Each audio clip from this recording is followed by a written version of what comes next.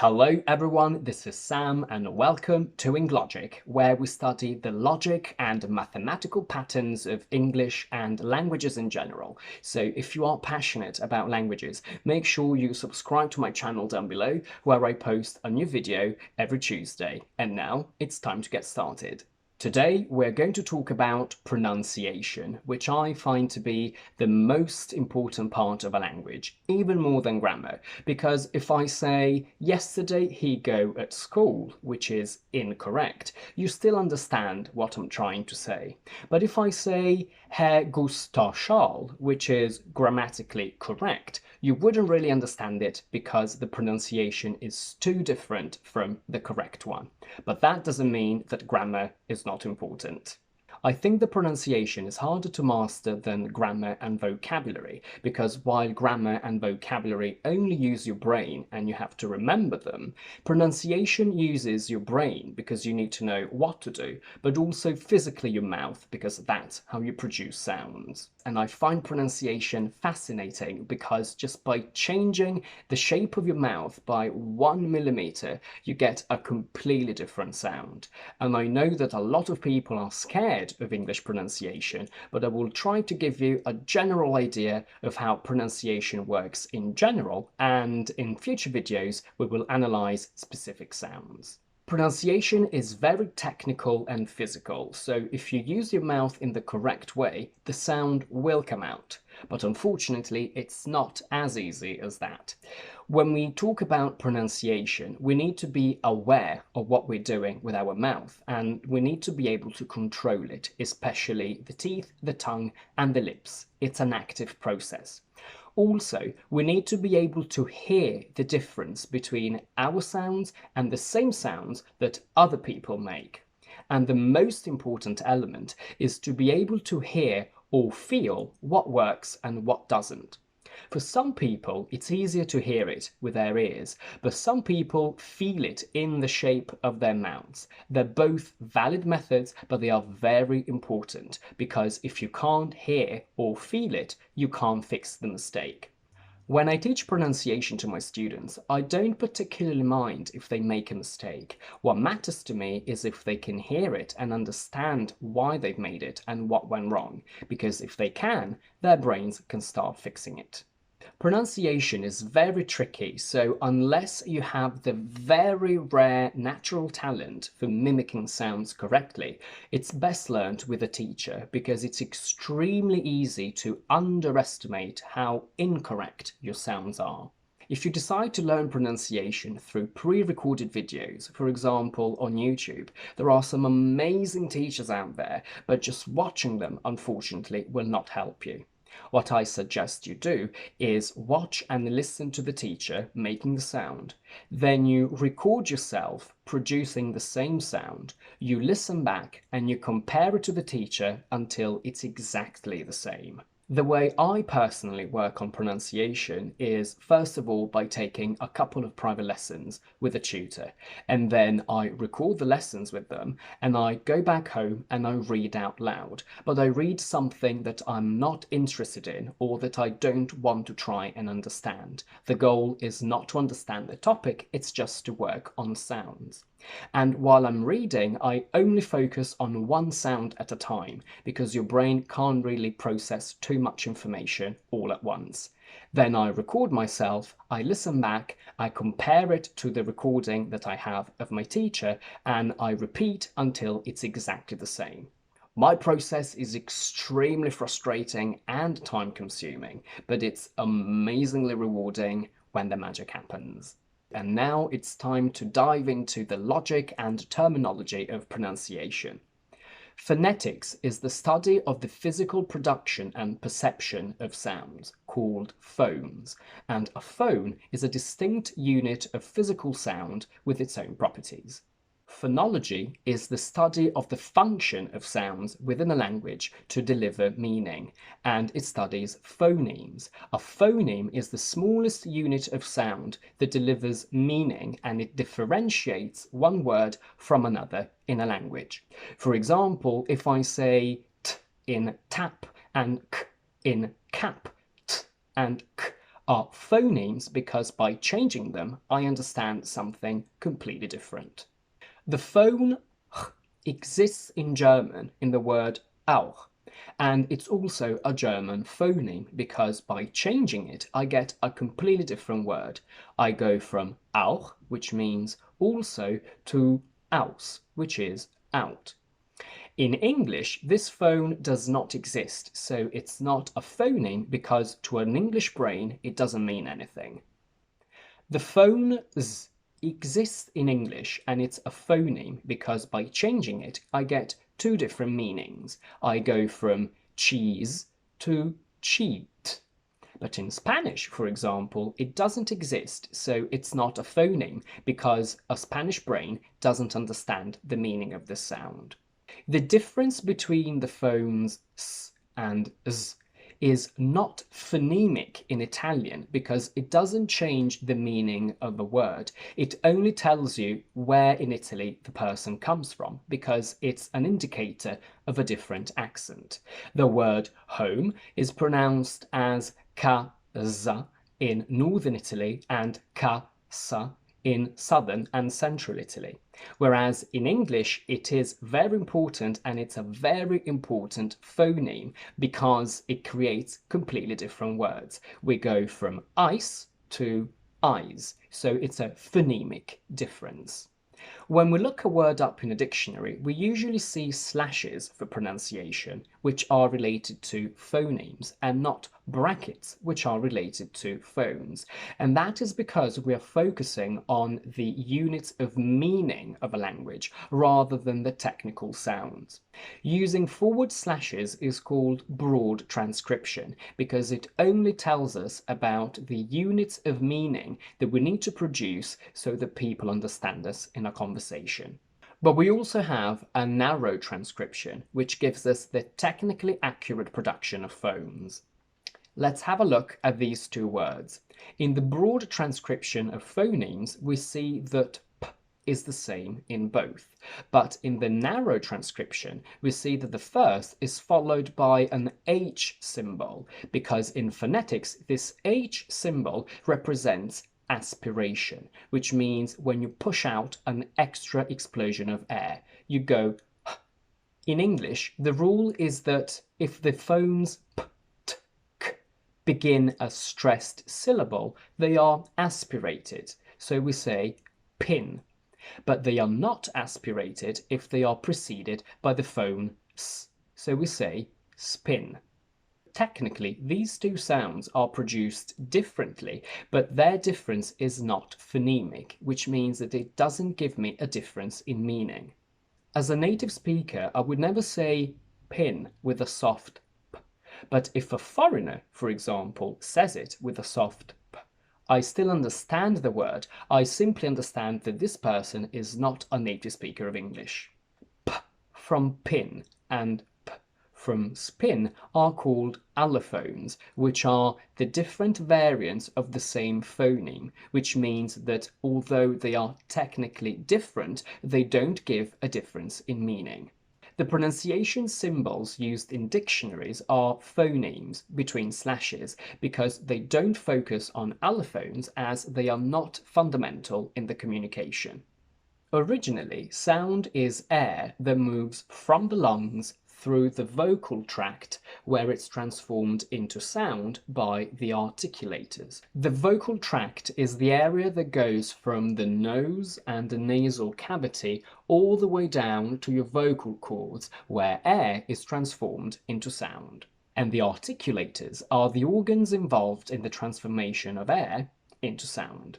Let's have a look at three of these articulators. The alveolar ridge is the area behind your upper teeth, slightly above where your upper teeth join the gum. The vocal cords are membranes that create vibration in your throat by opening and closing, and the glottis is the area between the vocal cords. What's very important to remember is that, especially in British English, during the production of sounds, we move our mouth only vertically, up and down. We never go sideways, which is usually generally foreign or sometimes American. What you see here is the IPA chart. IPA stands for International Phonetic Alphabet, and it's a collection of all the sounds of all the languages that we know. And each symbol represents a sound. We need to remember that they don't represent a letter. Sometimes it's a coincidence that, for example, the sound looks like the letter P, but it's only a sound. And this is very important, especially in English, where the spelling doesn't really match the pronunciation. So in English, the sound f can be given by different options of consonants, whereas in Italian, for example, the sound f is only given by the letter F. These are the sounds of the English language. Some of the sounds of your native language will be the same as these, but some will be completely different. As you can see, I've divided my IPA into different categories and different colors, and they all represent different qualities of these sounds that we will analyze together. At the top, we have consonants, and at the bottom, we have the three categories of vowels in English. I've included the sounds glottal stop and dark L, which are not usually included in dictionaries because they are allophones of the sound t and l. But because they are very important and very different, I like including them in my own IPA. And in pronunciation, colon means a long sound, for example, R, and apostrophe means stress of a syllable, where the stress falls onto the syllable following the apostrophe. So I say topic on the first syllable and not to pick, which would be on the second syllable. Consonants are created with some form of obstruction, constriction, block of the airflow in the vocal tract above the vocal cords. And we have three categories that we use to identify consonants. The first category is voicing. When you produce sounds, your vocal cords, which are two membranes inside your throat, can behave in two ways. They can be completely open, creating no vibration, or they can close and open like that, creating vibration. And we can test this by placing our hand on our throat. I now want you to say S and F. You will feel that there is no vibration in your throat, meaning that your vocal cords are completely open. A sound that has completely open vocal cords is called voiceless because there is no vibration. But if you say Z and V, you will feel vibration in your vocal cords, and that means that your vocal cords are closing and opening, and sounds that have vibration are called voiced. The only difference between the sound F and V is that F is voiceless and V is voiced, because apart from the vibration in your vocal cords, everything else is exactly the same in the physical production of these sounds. This difference is phonemic in English because by changing one sound for the other, we get two different words. We have leave, voiceless, and leave, voiced. In English, the difference between the voiceless s and voiced z is phonemic because we get ice and eyes. But as we said before, in Italian it's not phonemic because it only tells me where an Italian person comes from. In my IPA, voiceless sounds are purple and voiced sounds are blue. Place of articulation is the second category, and it tells us where in the mouth the obstruction or constriction occurs. We have bilabial, where both lips come together. P, b, w, m. Labiodental, between your upper teeth and bottom lip. F, v. Dental, where the tongue is between your teeth. F, v, which is the terrible TH sound that everyone hates about English. Alveolar, which involves the tongue and the alveolar ridge. We have T, S, D, Z, N, L. Palatal, which involves the tongue and the hard palate. We have sh, y, j, r, ch, j. Velar, which involves the tongue and the velum, or soft palate. We have k, g, ng. A glottal sound occurs in the glottis. We have the glottal stop, which is a non-sound. It sounds something like and we have manner of articulation tells us how the obstruction is created, and this represents the different groups in my IPA. We have plosives, or stops, where there's a complete obstruction of air between articulators. We have p, t, k, b, d, g. In fricatives, the tongue gets really close to another articulator without touching it, creating a constriction of sound and some friction. We have f, v, f, v, s, z, sh, zh. An affricate is a combination of a plosive and a fricative, and we have ch and j. A nasal sound is when the velum is lowered and the air flows through the nasal cavity. We have m, n, ng, which I also personally consider plosives because they happen with a complete obstruction of the airflow. We also have approximants, where the articulators don't get close enough to create a full constriction of the airflow, and we divide them into two categories. We have liquid sounds, where the air is never really blocked and the tongue keeps moving throughout the sound. We have l and r. And we have glides, which is where the articulators don't get close enough, which is why they are called semi-vowels, because they are very similar to vowels, but they can't be the main part of a syllable, which is what differentiates them from a real vowel. So if I tell you that t is a voiceless alveolar plosive sound, it means that there is no vibration in your vocal cords, they are completely open. The constriction is created between the tongue and the alveolar ridge, and it's a plosive, which means the tongue hits the teeth completely and the sound is created when the tongue comes back and the air can finally explode out of the mouth. And if you follow these instructions carefully, technically you can correctly produce any sound that you want. Vowels, not vowels, are created with no obstruction or constriction in the vocal tract. The tongue and other articulators move, but they never get close enough to create any friction. Vowels are syllabic, meaning that they are the main part of a syllable.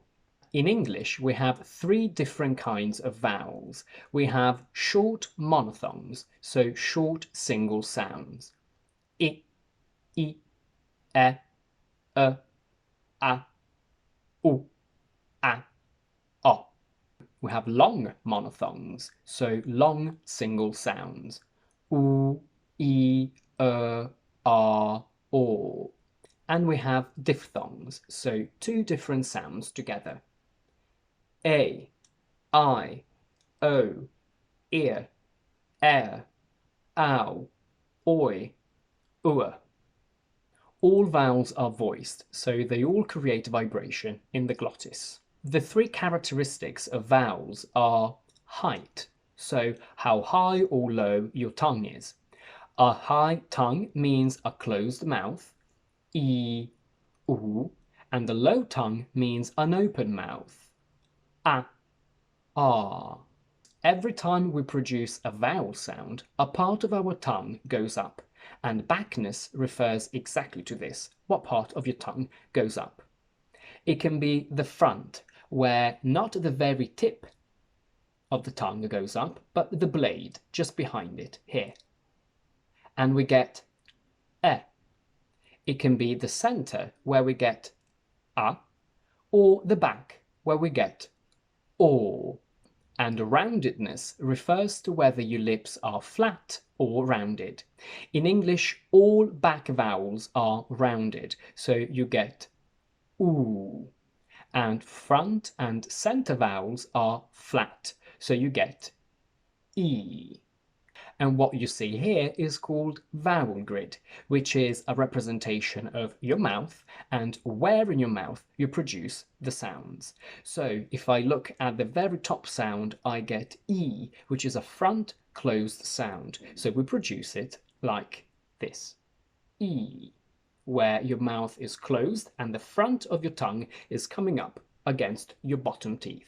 And that is everything I have to say about the technical and physical production of sounds. But before we go, I would like to make an observation about the importance of a positive and open-minded attitude towards pronunciation when you learn a foreign language and you speak it with the native speakers of that language. Sometimes foreigners and students and tourists complain about the fact that the native speakers of the country they're in don't try to make an effort to understand what they're saying. But we need to understand why that happens and whether that's a fair remark to make about the natives. Every language has a specific set of sounds, and our brain is originally programmed to only understand and differentiate between the sounds that belong to our native language. So, in your native language, two sounds that you think are obviously and clearly completely different from each other may not be the same to a foreigner because maybe these sounds don't exist in another language, so foreigners can't really hear them and they can't make the difference between them. What we need to remember is that when you speak and learn a foreign language, your brain automatically transforms the sounds that it doesn't recognize into the closest option in your native language. And we will see some examples for this. Let's take the words walk and work. They have two very different and separate sounds, or and and this difference is phonemic because by changing them in English we understand something completely different.